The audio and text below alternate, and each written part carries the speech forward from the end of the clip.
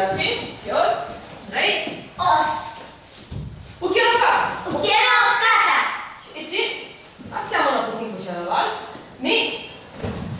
Aici. Vreau să vă aud cum respirați. Ni. San. Aici. Ni. San. Și. Chiar. Aici. Ni. Aici. Ni. San. Aici. Ni. San. Și. Aici. Ni. San. Aici. Ni. San. Și. Și aici. Ni.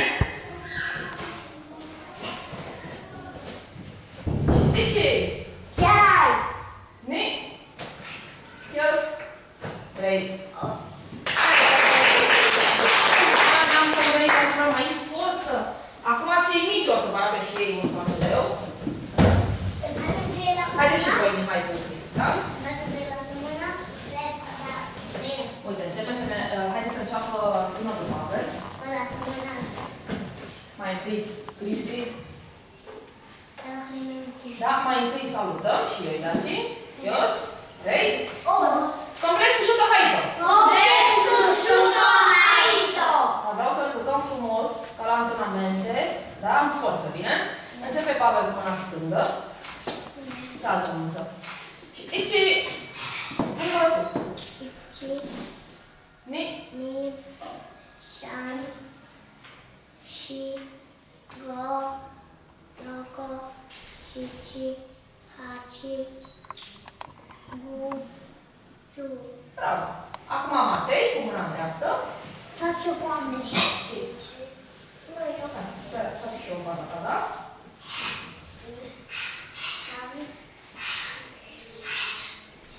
Go. Gu. Și jos.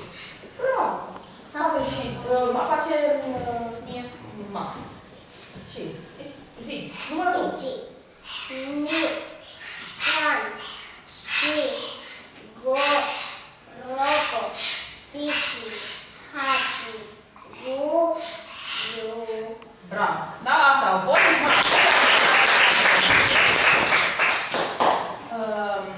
Ștefan, tu rămâi tu în față. Da? Stați aici. Cum ați fost de informații, da? Nu știu aici. Voi doi de sunteți mai mari, stați mai spate. Complexul Erdui. Asta sunt așa o serie de lovituri. Erdui înseamnă cot, da? Doar cu cotul. Începem cu mâna dreaptă, piciorul drept. Și aici Ni. Cu aceeași mână o să aveți mâna dreaptă, piciorul drept. Doar cu mâna dreaptă și doar piciorul drept ne mișcăm, da? Așa. San. Și Go. Așa. Și cu cealaltă mână și picior.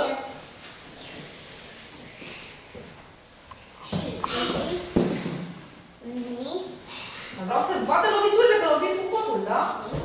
Așa. San. Și. Chiar. Mai lăsați emoțiile. Chiar.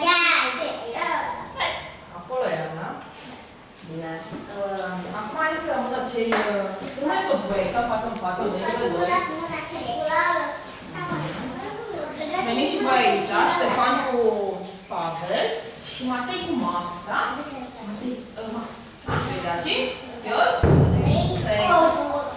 La orice procedeu, înainte să lucrăm, ne salutăm colegul în semn de respect, că ne lasă să învățăm pe corpul lui, da? Pe stradă, dacă mă duc și zic lui, băi, lasă-mă și pe mine să fac și un exercițiu pe tine, ăla nu o să ne lase, nu? Da? Cei care sunt în spatele la spaie, întind mânuța, ceilalți împing de mânuța dreaptă, da? Și aici o să vă arate ei un procedeu cum pot să scape dacă îi prinde cineva de mână. Da? La numărătoarea mea face bine, dați mânuța jos. Și aici Ni. San. Și da, dacă bag în saltea, înseamnă că doare și aici nu se doare că se-i dea drum.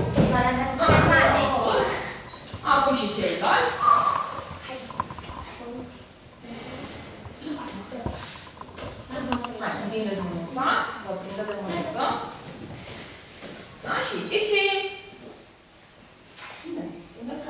Ni. San. Și.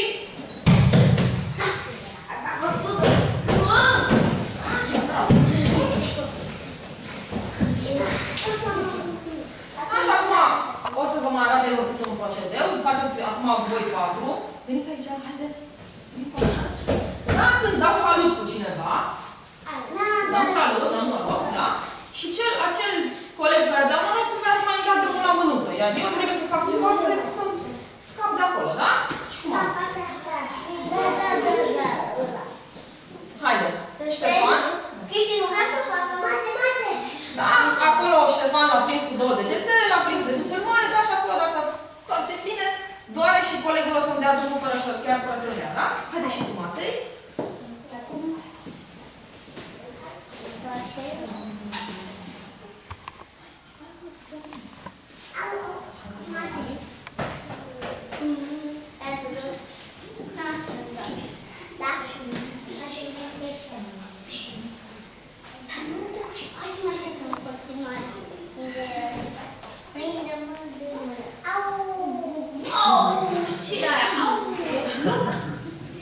Mate, zicem mate, da? Noi spunem mate sau bate pe saltea atunci când doare, da? Haideți să-l facă și Max acum.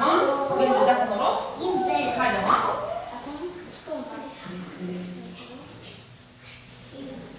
Haide, Max, spune tu acum. Tot cum fac. Hai, prinde-l și prinde-l. Degetul tău. Să știe. Prea mult ceva să-ți dea drumul. Hai să ne așteptăm. Ce să facem?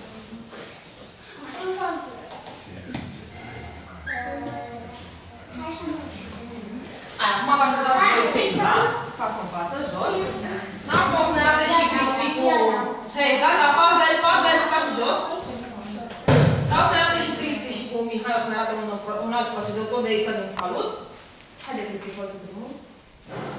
Da? Cum că făceam că să urcam mâna. Așa. Da, vreau să văd acolo lovitură. Părinții nici n-au înțeles ce ai făcut. Ridică mâna așa să facă o lovitură, da?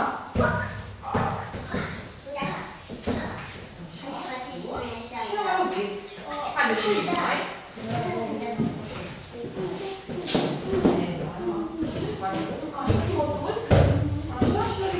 Bravo! Vă salutați! Ridicați-vă, Chirițu! Adios! 3, vă salutați! Acum o să stați voi jos să ne facă, ne arate și niște procedee.